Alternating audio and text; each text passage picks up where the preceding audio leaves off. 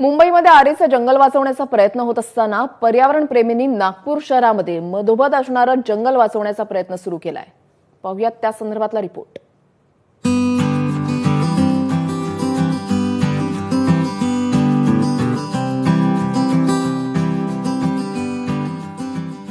घनदाट झाडी,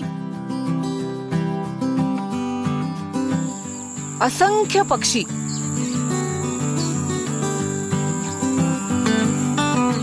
चव्वेचाळीस एकरांचं नंदनवन. नागपूरच्या मधोमध असणारं हे जंगल उपराजधानीचं फुफ्फुस आहे.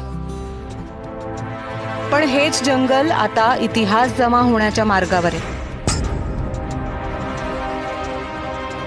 अजनीचं वन वाचवण्यासाठी दिवसभरातून आपापल्या सोयीनं वेगवेगळे ॲक्टिव्हिस्ट, कार्यकर्ते, वेगवेगळ्या प्रोफेशन्समधली लोक आपलं ऑफिस सांभाळून इकडे येऊन अशा पद्धतीनं हे बॅनर्स घेऊन आपल्या हातात वेगवेगळे फलक घेऊन उभे असतात.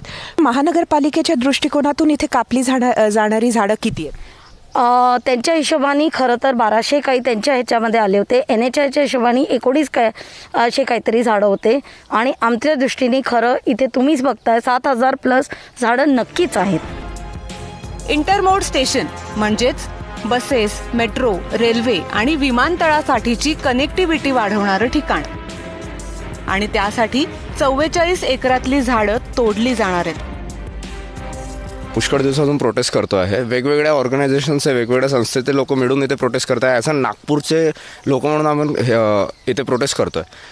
गोष्ट अशी आहे की इथे वैयक्तिक फायदा कोणाचाच नाही आहे. तर याच्यातले काही इम्पॉर्टंट गोष्टी जसं गेट, फेन्सेस, विंडोज यांचं आपलं स्टाईल आहे, चिमनीज.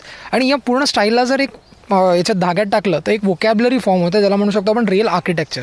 जो जायंटवूड स्पायडर म्हटलं आहे, जो नागपूरचा सगळ्यात लार्जेस्ट स्पायडर आहे, त्याच्यामुळे ती सुद्धा इंडिकेट करते की बायोडायव्हर्सिटी मोठी आहे. सिग्नेचर स्पायडर्स आहे, हे वेगळे वेगळे व्हेरिएशन्सचे तुम्हाला इथं दिसत आहे. जर तेच नसलं की ती झाडं गेले की हे सुद्धा जाणार. हे स्टेशन आधी शहराबाहेर खापरीत होणार होतं, पण आता तेच शहराच्या मधोमध होणार आहे.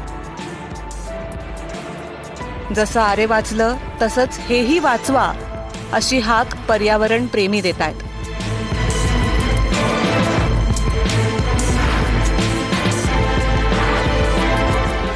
सरिता कौशिकसह ब्युरो रिपोर्ट, ABP माझा, नागपूर. ABP माझा, उघडा डोळे बघा नीट.